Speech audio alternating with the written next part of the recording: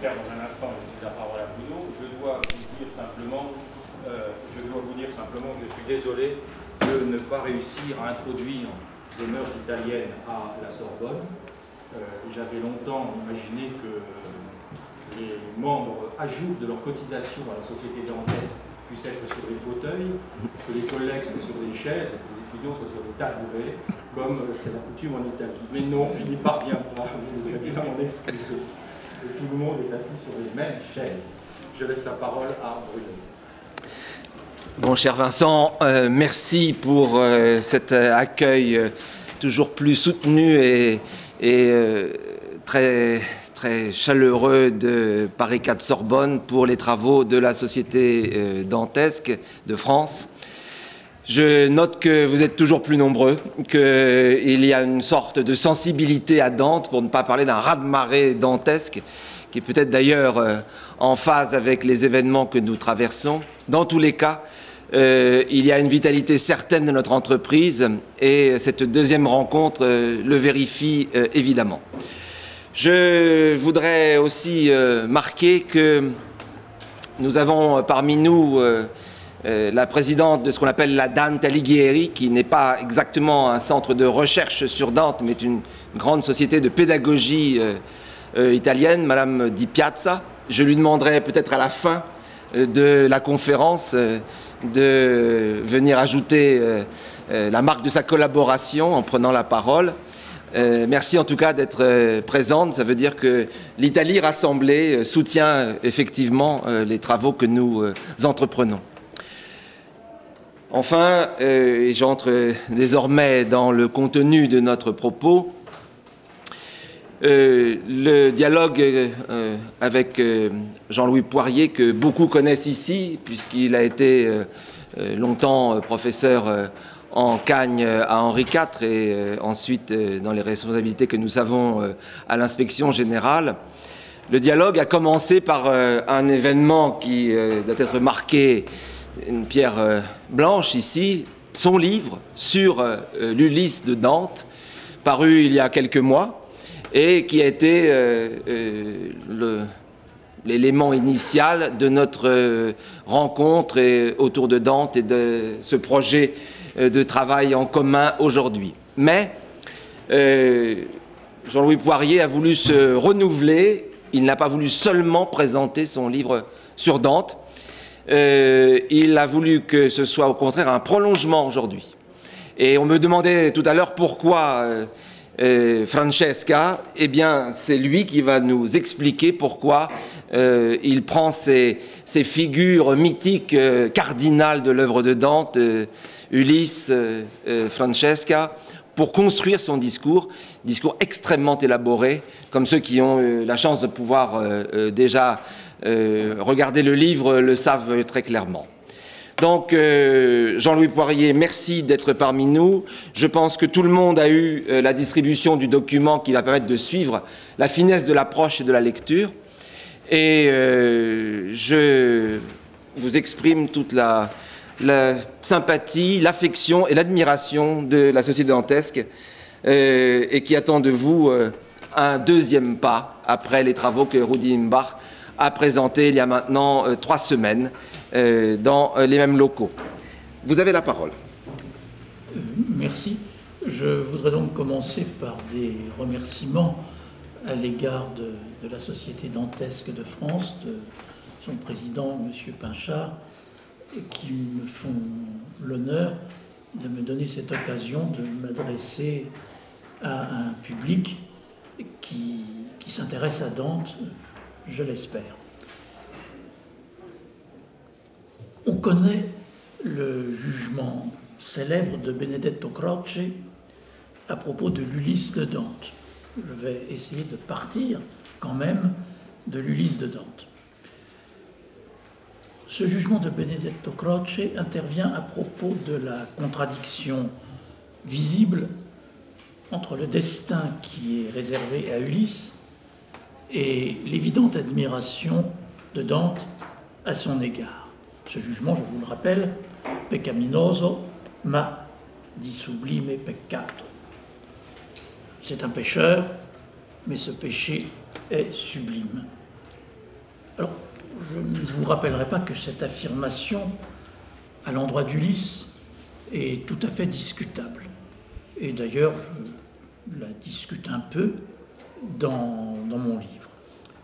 Elle est tout à fait discutable parce que Ulysse n'a pas péché. En tout cas, il n'a pas péché quant au point qui suscite l'admiration de Dante, cette audace inouïe, quoique vaine, d'ouvrir de nouveaux horizons.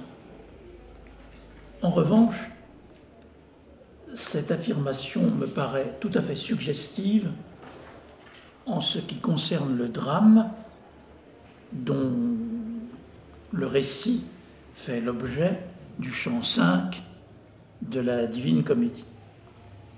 Je veux dire l'histoire de Francesca et Paolo. Pour un peu, par le génie de Dante, le sort infernal de ces deux amants pourrait paraître enviable. Il s'agit pourtant, comme on sait, d'une histoire tout à fait épouvantable, reposant même sur ce qu'on appelle de nos jours un fait réel. Une histoire dont Dante, d'ailleurs, fut le proche témoin. Cette histoire, c'est l'assassinat par le légitime époux, le nommé Gianciotto Malatesta, l'assassinat de son épouse fautive, Francesca, et du même coup l'assassinat de son amant, qui n'était autre, mais n'entrons pas dans les complications, qui n'était autre que le propre frère de l'époux, à savoir Paolo Malatesta. Alors, Francesca et Paolo sont assurément pécheurs. Et non moins certainement, la rencontre de ce couple, le récit qui est donné de l'événement, provoque la compassion de Dante et l'expression poétique dessine de ce couple et à propos de cette histoire une figure incontestablement sublime. Toute chose évidemment qui ne conviennent pas tout à fait à l'environnement infernal. Tel est le problème que je voudrais examiner avec vous. Encore deux mots peut-être à propos du rapprochement que nous faisons des figures d'Ulysse et de Francesca. Quelques motifs, je ne sais pas comment dire, quelques motifs structurels dans la Divine Comédie suggèrent que ce rapprochement présente une certaine pertinence, en dépit des différences que je viens de rappeler. Ulysse n'est pas pécheur en ce qui concerne sa découverte de nouveaux horizons. Francesca et Paolo, en revanche, sont assurément pécheurs par adultère. Ces motifs structurels sont les suivants. Il existe une symétrie, on peut relever une symétrie, ou plutôt une symétrie inversée entre les deux figures, et on ne peut pas l'ignorer. Alors, il y a une symétrie formelle, d'abord, qui concerne ce que j'appellerais le désir de vérité qui mobilise l'attention de Dante à l'égard de ces ombres, qu'il s'agisse d'Ulysse ou qu'il s'agisse de Francesca et Paolo. S'agissant d'Ulysse, Dante, et je rappelle à cet égard qu'il n'a eu accès qu'à des versions incomplètes de l'Odyssée, bien tout simplement, s'agissant d'Ulysse, Dante veut connaître la fin de l'histoire. Il veut savoir comment ce qui se passe après ce qu'il sait. Et c'est sur ce point qu'il interroge Ulysse. Il lui demande comment ça s'est terminé. S'agissant de Francesca, Dante ne cherche pas à savoir comment l'histoire s'est terminée. Il le sait. La réponse lamentable, ce crime horrible, cette réponse s'étale sous ses yeux, qu'il s'agisse, on le dira comme on voudra, qu'il s'agisse du crime commis par Gianciotto ou qu'il s'agisse de la damnation de Francesca et Paolo. Ce que Dante veut savoir ici, c'est comment cette histoire a commencé. D'un côté, nous avons donc la dimension de l'avenir avec Ulysse, la dimension de l'avenir avec ses illusions et son ouverture. Et de l'autre, nous avons la question de savoir comment on a pu en arriver au drame désormais accompli. Par quel usage, je poserai autrement la question, par quel usage effrayant de son libre arbitre un être humain peut-il se laisser abuser et tomber dans l'horreur du péché? En fait, la question de l'origine, ici, comment ça a commencé, elle est double. Il faut saisir ce glissement si particulier, presque imperceptible, qui précipite les amants aussitôt directement dans le péché et dans l'irréversible. Mais ce glissement qui les précipite dans le péché et dans l'irréversible, il coïncide, non moins secrètement, avec l'attention que nous devons à un moment très remarquable, à un moment exactement insaisissable, qui est la naissance de l'amour. Et c'est cela que Dante demande à comprendre. Et c'est ce double aspect, le commencement de l'histoire et la naissance de l'amour, que Dante relève ou approfondit en nous laissant imaginer que la figure de Francesca serait, comme elle apparaît à la lecture, serait si hautement sublime.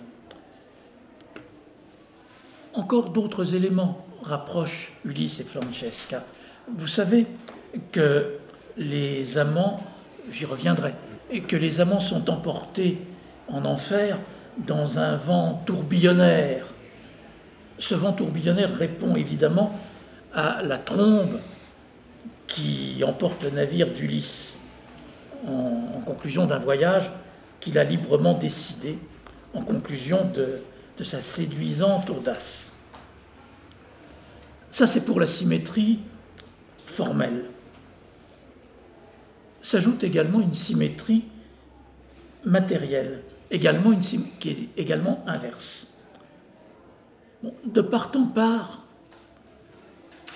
le personnage de Francesca, vous me permettrez de parler, c'est une abréviation qui n'est pas complètement innocente, de parler de Francesca, alors qu'en fait, elle ne fait qu'un avec Paolo.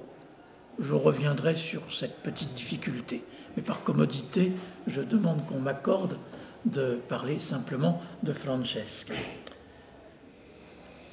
Francesca est une personne qui est intégralement faite d'amour, intégralement transie d'amour, de part en part.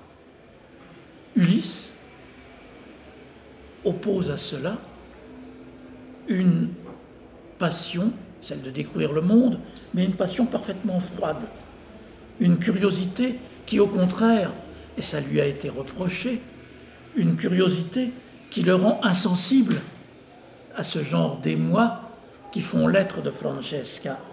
Ulysse, Circé n'a pas pu le retenir. Rien ne s'est passé de durable entre Circé et Ulysse. Pénélope non plus ne l'a pas vraiment retenu. Ulysse, pourrait-on dire, ne sait pas aimer et n'aime pas. Alors que Francesca, d'une certaine manière, ne connaît rien d'autre. J'ajoute enfin que si le voyage d'Ulysse est un voyage terrestre, confiné dans l'immanence, et que ce voyage renvoie, comme à son opposé, au voyage de Dante, qui s'élève de ciel en ciel, qui est illuminé de la grâce divine, la figure de Francesca, elle, est profondément humaine. Est profondément humaine, et elle répond en ce sens et s'oppose à la figure quelque peu transparente, céleste, cristalline de Béatrice, de laquelle Dante attend la grâce et la possibilité de s'élever. Cette figure humaine de Francesca est ce sur quoi a insisté un critique, j'y reviendrai, et qui est célèbre en Italie, Francesco de Sanctis. Mais ce qui est sûr maintenant, et ce qui nous interroge, c'est que pour relever de l'enfer, il se dégage de la description de Francesca une sorte de grâce irrésistible qui en fait un personnage dont on voit mal comment il peut être en enfer.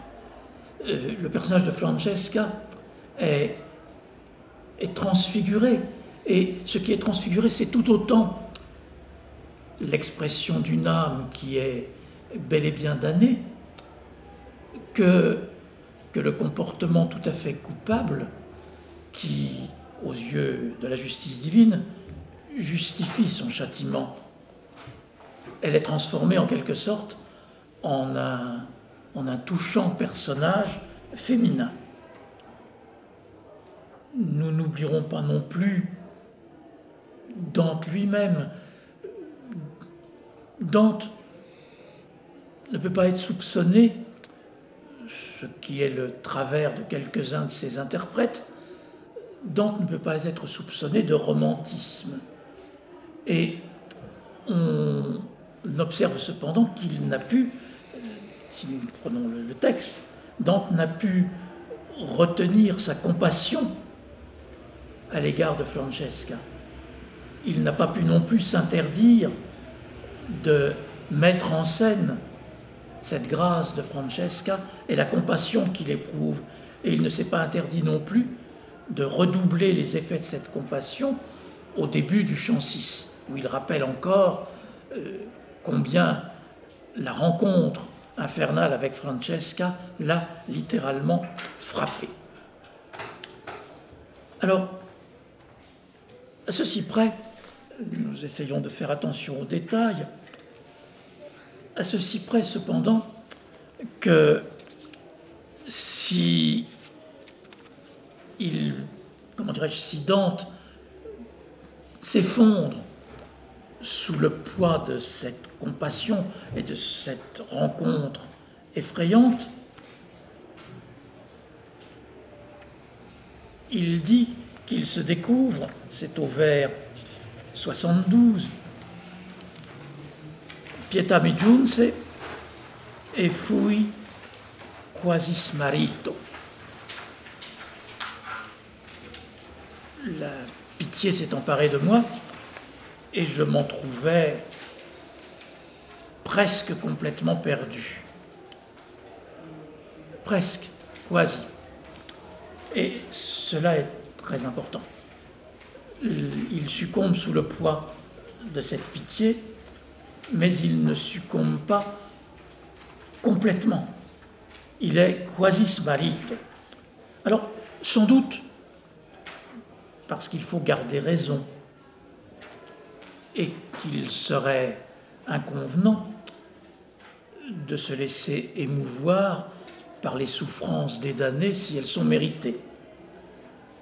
Mais, à côté de cela, la conduite, certes abominable, qui a valu cette peine aux damnés, elle peut susciter la pitié et elle peut contribuer à dispenser, je crois qu'on trouve cela dans l'ensemble de ce chant, elle peut contribuer à dispenser une lumière qui doit un peu à la tragédie.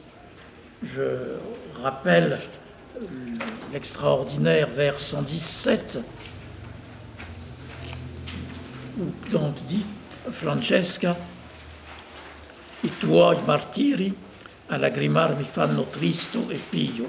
Ton martyre me rend, m'imprègne, m'envahit de tristesse et de pitié. C'est ainsi que l'on peut expliquer la tentation, dirais-je, à laquelle divers critiques succombèrent, notamment au XIXe siècle.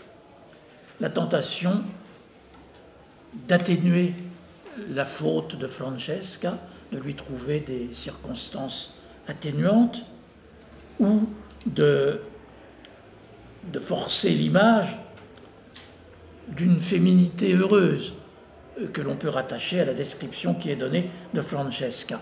Féminité heureuse, et voire même, j'insiste, mais pas trop lourdement, parce que, étant donné tout ce qui arrive à Francesca, ça fait beaucoup, même l'image d'une féminité épanouie. Alors, il y a là, je faisais allusion à ces critiques, je faisais allusion à Francesco De Sanctis, il y a là une lecture impressionniste de Dante, qui est évidemment attentive, très attentive à la puissance poétique de l'œuvre, mais qui est également un peu méprisante, parfois explicitement, à l'égard du savoir, à l'égard d'une attention méthodique, plus ou moins étayée historiquement. Je vous rappelle, d'une part, ce que dit Francesco De Sanctis pour caractériser cette extraordinaire figure de Francesca, et c'est certainement à ce jugement de De Sanctis que ce chant doit, pour une part, sa célébrité ou sa fortune en Italie. Francesco De Sanctis écrit « Quella donna che cerca in paradiso », cette femme qu'il cherche au paradis, eccola qui, elle est là. Egli l'ha trovato nell'inferno. Il l'a trouvée en enfer. Francesca non è il divino, ma l'umano e il terrestre. Esser fragile, appassionato, capace di colpa e colpevole. E questo è la vita. Voilà le tableau plus qu'humain, dirais-je, que De Sanctis présente de Francesca. Elle est capable de culpabilité, et ceci est présenté en quelque sorte, sinon à son avantage, du moins à l'avantage de son humanité. Mais je vous cite aussi une autre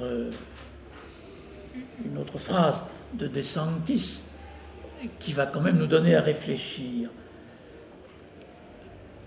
De Sanctis préconise, vous le voyez, comment dirais-je, et à bon droit, me semble-t-il, préconise de s'abandonner sans compter à une sorte de générosité à l'égard de Dante. Mais ça peut conduire un peu loin.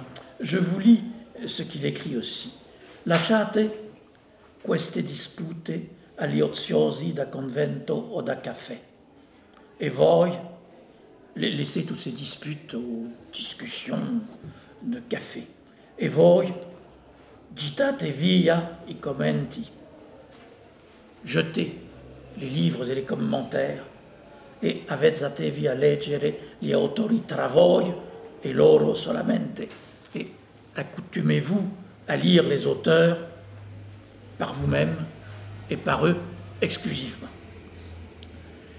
Ça va loin, mais j'essaierai de vous montrer que ça va peut-être trop loin et qu'il faut, certes, faire preuve d'une générosité à l'égard de Dante. Nous serons toujours d'ailleurs en deçà de ce qui peut lui être accordé, mais il faut également faire attention à ne pas dévier abusivement de ce que le poète veut dire, et ce d'autant plus qu'il veut dire et dit énormément de choses. Il ne faut jamais oublier, et c'est cela d'ailleurs par quoi on peut critiquer cette tradition de De Santis ou de Croce ou de quelques autres.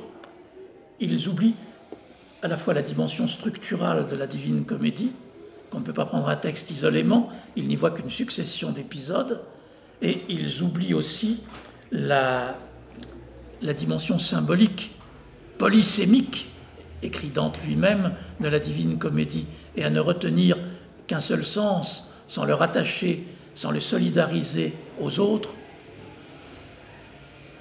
on peut manquer bien des choses avec des prétentions sans doute généreuses, mais illusoires, de donner au texte plus qu'il ne semble. Donc, si la lecture romantique a son droit, si elle produit des commentaires d'une finesse et d'une puissance admirables, on nous permettra, je vous demande de me permettre, de ne pas négliger quelques précautions. Alors, la question d'abord, disons, des circonstances atténuantes ou de minimiser le péché de cette Francesca. Alors, longtemps avant le romantisme, Boccace s'y est essayé. Nous devons à Boccace, en effet, qui a commenté ce chant, les premières tentatives, pas forcément aussi généreuses qu'elles peuvent sembler, les premières tentatives, j'allais dire pour innocenter Francesca, on pourrait dire aussi, mais je ne veux pas manquer non plus de générosité, pour sauver la réputation d'une famille quand même gravement atteinte par ce qui s'était passé. La faute de Francesca, cet adultère commis en compagnie de son beau-frère, la faute de Francesca est ramenée par Boccace à une méprise excusable.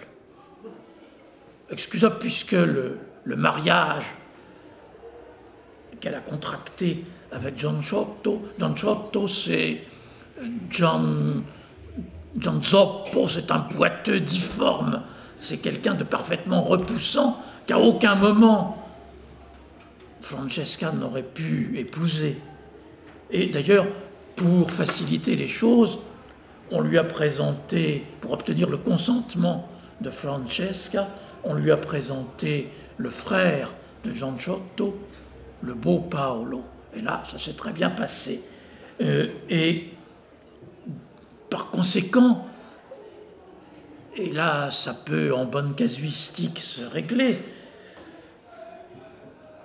Francesca croyait, en toute candeur, que cette faute horrible qu'elle commettait, c'était avec son époux légitime. Bon, c'est la vie. Simplement, cette approche, elle est extérieure à l'analyse littéraire que je voudrais tout de même essayer d'approfondir. Alors, je reviens un peu à nos commentateurs romantiques. Les commentateurs romantiques étaient attentifs à très juste titre à l'aspect paradoxal, sinon contradictoire, de ce chant. C'est-à-dire, il y a incontestablement, et ça fait partie de ce qu'il faut ressentir, une beauté. Il est extraordinairement beau, ce chant, mais cette beauté est extraordinairement paradoxale. Elle transfigure des actes supposés horribles. Donc les commentateurs romantiques étaient sensibles à la puissance extraordinaire de ce chant, et ils ont cherché dans le texte lui-même de quoi en réduire l'aspect contradictoire, en tentant par conséquent d'atténuer ou de faire passer au second plan la culpabilité de Francesca. Et par conséquent, en faisant disparaître ce qui pouvait donner à cette situation un aspect un peu trop infernal, à justifier cette transfiguration. On peut évoquer, c'est l'un des premiers à l'avoir remarqué, dirais-je, on peut évoquer un Français, un Breton même, Ginguené.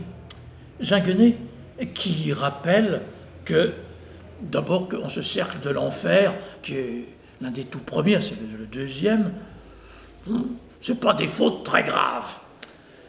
Et puis, en tout cas, ce sont des peines, ce ne sont pas les peines les plus cruelles. Et Ginguené voit dans la faute de ses amants une erreur passagère et pardonnable. Ce sont des choses qui arrivent. Et on peut évoquer, je reviens en Italie, après Ginguené, on évoquera Foscolo, qui d'ailleurs a lu Ginguené et le cite.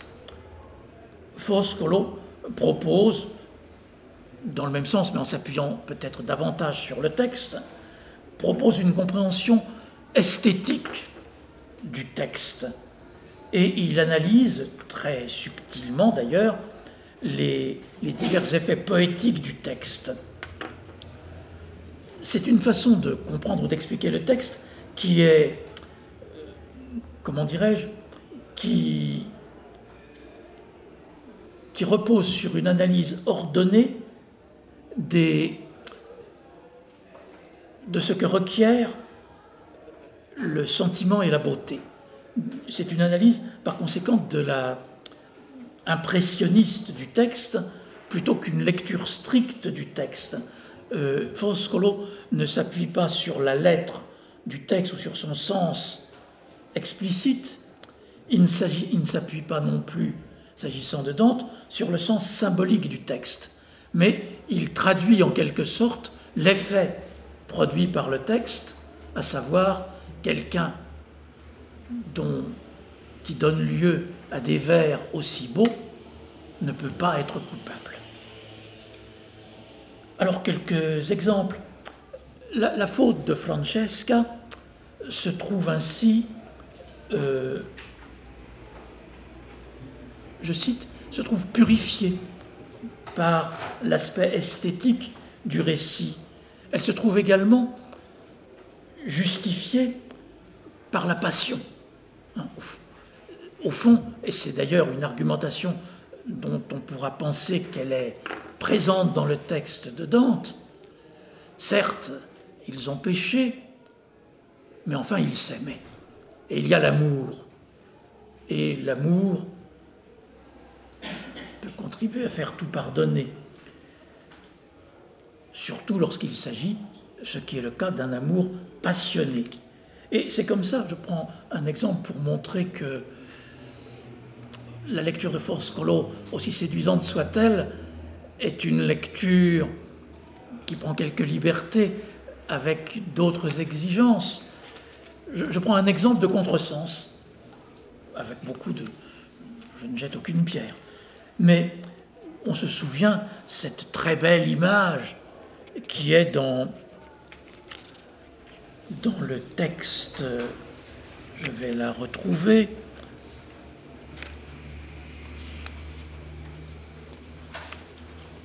Voilà, c'est au vers 82. Quali colombe dal disio chiamate, con l'ali alzate e ferme al dolce nido, vengon per l'aere dal voler portate. Comme des colombes, on évoque le vol des colombes qui reviennent vers leur nid. C'est une image de toute beauté au moment où Dante, justement, appelle Francesca. Et Foscolo retient de cette image le charme et la légèreté. Mais je dirais pas de chance.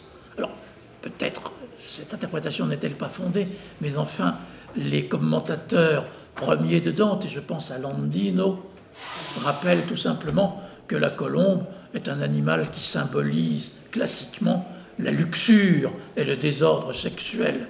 Par conséquent, cette image charmante, certes, elle est charmante, mais on ne peut pas faire comme si son contenu digne de l'enfer, digne d'un cercle qui est celui des luxurieux, n'existait pas. Pareillement, dans la description que donne Foscolo, les châtiments infernaux paraissent bien doux et la justice divine paraît bien clémente. On les laisse continuer à être ensemble, Francesca et Paolo, en enfer, rendez-vous compte. Et étonnamment, on retient même, ce qui en bonne théologie est quand même inconcevable, on retient même à la décharge de Francesca le fait qu'à aucun moment elle ne se repent. Alors qu'en bonne théologie, l'absence de repentir suffit à vous mettre en enfer. C'est la moindre des choses. C'est même, d'une certaine manière, la seule condition exigible, mais elle est suffisante. Et le fait qu'à aucun moment cette admirable figure féminine ne présente de quelque repentir que ce soit, est présenté à sa décharge et contribue à la beauté, à l'humanité de Francesca. Et je ne manque pas d'évoquer non plus à ce propos le non moins admirable commentaire de Sanctis, qui voit dans Francesca, c'est-à-dire ce personnage en enfer, soumis aux supplices infernaux, qui voit dans Francesca la nature féminine même, la vie dans sa spontanéité, qui y voit une façon superbe et pour ainsi dire innocente d'accepter l'enfer, de vouloir l'enfer.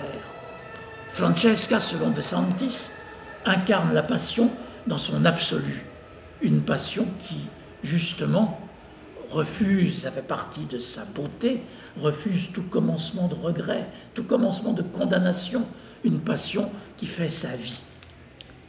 Et par conséquent, le refus de confesser son péché, le refus de se repentir un seul instant, doivent être imputés à la belle simplicité de Francesca. Au fond, elle est en enfer, mais elle ignore l'enfer, tant la force de sa passion conjure toute damnation possible. Et il y a cette idée qui réapparaît derrière, que nous retrouverons, que l'amour est irrésistible, et cela suffit à expliquer tout sans reste. Et par conséquent, dit à peu près De Sanctis, Francesca n'est pas dépravée, elle est victime. C'est un titre que quelquefois dans les morceaux choisis à l'usage des classes, quand j'étais petit et que je lisais ça, on présentait ce texte choisi sous le titre « Les victimes de l'amour ». C'est magnifique, mais c'est stupide. Non. Francesca est donc comme une victime de l'amour. Elle est là par fiacchezza. C'est une faiblesse qui nous vaut admiration. Alors, je ne conteste pas qu'il y ait dans le commentaire de De Sanctis une vraie puissance et même une sorte de violence, une réceptivité à l'émotion qui force le respect. Et en dépit de ses infidélités à la lettre, en dépit de ses infidélités même au sens du texte, ce commentaire comporte une tension profonde. Il demeure incontestablement lumineux. Il se tient au plus près de ce qu'il y a de supérieur dans le mouvement poétique de la Divine Comédie. Cela dit, il faut tout de même tenter de mettre cette émotion à distance, et si possible, je vais essayer, sans renoncer à prendre en charge ce que son souffle apporte aussi de clarté. Parce qu'en toute rigueur, en leur rigueur, les vers de Dante disent d'autres choses, et disent autre chose. Et d'abord, et vous me permettrez, j'allais dire, quelques moments ennuyeux dans ma communication, enfin, je pense qu'elle l'est entièrement, vous me permettrez de m'attarder d'abord à quelques points de doctrine avec lesquels Dante ne plaisante pas. Des points de doctrine passablement fondateurs et qui s'inscrivent, parce que Dante est philosophe, dans une problématique pleinement philosophique. Alors, l'amour, puisque c'est de cela qu'il s'agit, l'amour, c'est ce que disent les romantiques, mais c'est ce qu'on disait aussi au Moyen-Âge, dans la tradition, je ne vais pas rentrer dans les détails, dans la tradition de ce qu'on a appelé l'amour courtois. L'amour est tenu pour une force irrésistible. Cela est une notion tout à fait classique. Et on ne peut pas nier, je ne nie pas, que cette conception pourrait valoir excuse pour les victimes de l'amour que semblent bien être Francesca et Paolo. Et d'ailleurs, cet amour, justement, il est bel et bien présenté par Francesca comme ce genre de force, dans ces 3 tercines qui, vers le vers 100, voilà, vers 100 à 108, amor, etc., amor, amor, etc. L'amour est bel et bien présenté ici comme une force irrésistible et incontestablement, Francesca, par cette indication, prétend obtenir la pitié ou prétend obtenir quelque chose comme l'indulgence. C'est une force irrésistible également. Alors là, c'est présenté directement comme ce genre de force, mais ça l'est aussi indirectement dans la façon qui est décrite dans l'ensemble de ce chant.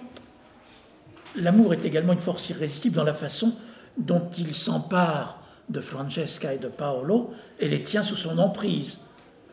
Le récit de Francesca raconte et décrit cela très clairement. La naissance de l'amour, il faudra revenir là-dessus, la naissance de l'amour en son inexplicable envahissement, en son surgissement évidemment ambigu, mais tout autant attendu, ça ne pouvait pas finir autrement qu'inattendu, ça tient à un rien. L'amour, cette naissance de l'amour témoigne d'une force à laquelle nul ne peut s'opposer. Et ce moment fugitif de la naissance de l'amour, de l'extension de son emprise, ce moment fugitif comme s'il renfermait la clé du mystère de l'amour et ce moment sur lequel porte la question de Dante. Mais au chant 5 de la Divine Comédie ou au 2e cercle de l'enfer, les choses ne sont pas si simples. Si l'amour était vraiment une force irrésistible, alors pourquoi pas, hein, mais enfin, si l'amour était vraiment une force irrésistible, nul ne pourrait jamais être tenu pour coupable de vivre des amours illicites. Et ce cercle de l'enfer serait vide. En fait, nous comprendrons mieux les choses si, avec Dante, nous suivons sur ce point le plus rigoureusement possible l'enseignement d'Aristote et l'analyse absolument pertinente que propose Aristote au livre 7 de l'Éthique à Nicomaque. Je me permets de vous en rappeler rapidement les points essentiels. Au chapitre 6 du livre 6 de l'Éthique à Nicomaque, Aristote examine ce vice qu'est la luxure et ce que sont les luxurieux. Nous sommes bien dans ce cercle de l'enfer. Et d'ailleurs, soit dit en passant, on pourrait refaire en quelque sorte la géographie dantesque des cercles infernaux en suivant les chapitres de l'Éthique à Nicomaque. Alors, les luxurieux, dans l'analyse d'Aristote, sont des intempérants, des gens qui, en effet, n'ont pas résisté à leur passion, ou comme le dit Dante dans un vers, et de ce passage, qui ont soumis la ragione, leur raison, à leur désir, al talento, au penchant. Les luxurieux sont donc des intempérants. Mais qu'est-ce que c'est que l'intempérance? Et là, Aristote nous éclaire. J'essaye de vous le dire en 2 mots. L'intempérance, selon Aristote, est chez un être humain. C'est très important. Nous ne parlons pas des canards ou des pluviers.